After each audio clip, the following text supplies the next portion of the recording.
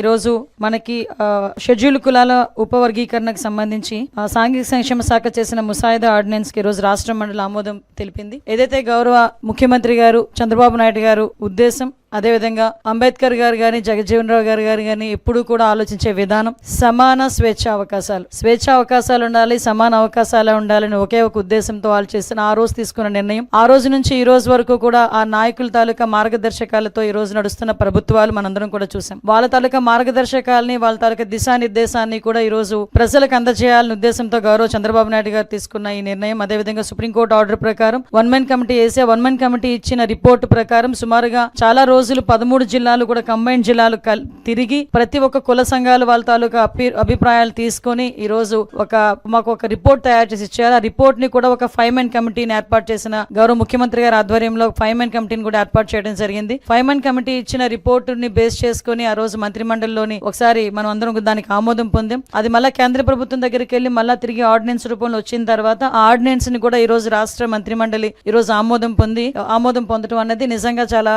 మంచి పరిణామం కింద భావించాలి. ఇందాకే సార్ చెప్పారు, అందరికీ కూడా స్వేచ్ఛ సమానత్వ అవకాశాలు రావాలి అని ఒకే ఒక ఉద్దేశంతో ఎంతో వెనుకబడిపోయిన రెల్లి కులస్తులు లాంటి కులస్తుల్ని కూడా ఈ రోజు 1% రిజర్వేషన్ ఇచ్చి వాళ్ళకి కూడా అన్ని ఉద్యోగ అవకాశాలు, ప్రమోషన్స్ లోని కూడా వాళ్ళకి అవకాశాలు ఇవ్వాలని ఒక మంచి ఉద్దేశం. అదేవిధంగా మిగతా ఉపకులాలకు సంబంధించి ఓవరాల్ గా 59 ఉపకులాల్లోని కూడా అందరికీ కూడా సమాన అవకాశాలు రావాలని ఈ రోజు మంత్రిమండలి తీసుకున్న నిర్ణయాన్ని స్వాగతిస్తూ ప్రజలందరికీ కూడా తెలియజేయటమైంది.